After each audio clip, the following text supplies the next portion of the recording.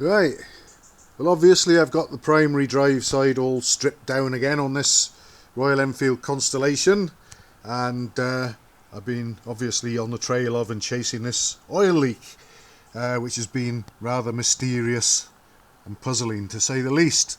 And I might have a little bit of egg on my face here because I was talking about an imperfection or a crater in the casting where the oil was weeping out, or certainly appeared to be weeping out from, that I could see from underneath. And I knew it was above this point here, which is where the primary chain tensioner pivot screws on. It wasn't coming from that, although I noticed that this stud is waggling a little bit, so I will attend to that. But that screws into a blind hole anyway, as it happens.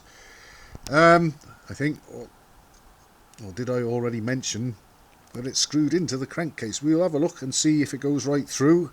But the oil, nevertheless, the oil that was leaking was coming from above that point in any case.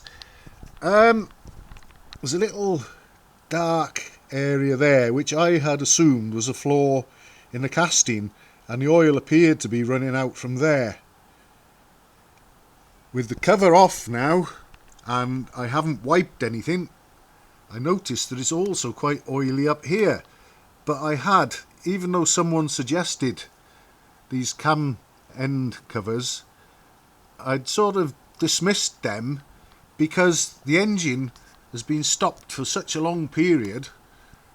I wouldn't have thought any oil would be able to still come out of them if they were the cause of the leak. And I remember making sure that these were all tight before I put the inner primary casing on in the first place. But I'm going to take that off and have a look, because there is rather a lot of oiliness there, and I'm not going to rule it out. It could indeed have run down from there, found its way down there. It's wet and oily there, so obviously there has been oil coming from above that area that I suspected and almost bet my reputation on, actually.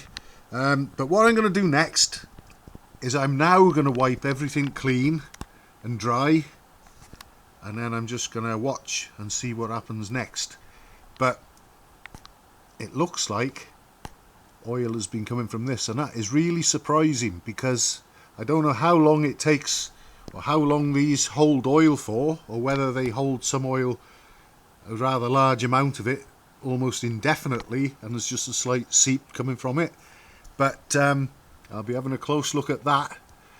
First off, wipe everything clean and dry and spotless, and then just see where the oil actually appears from.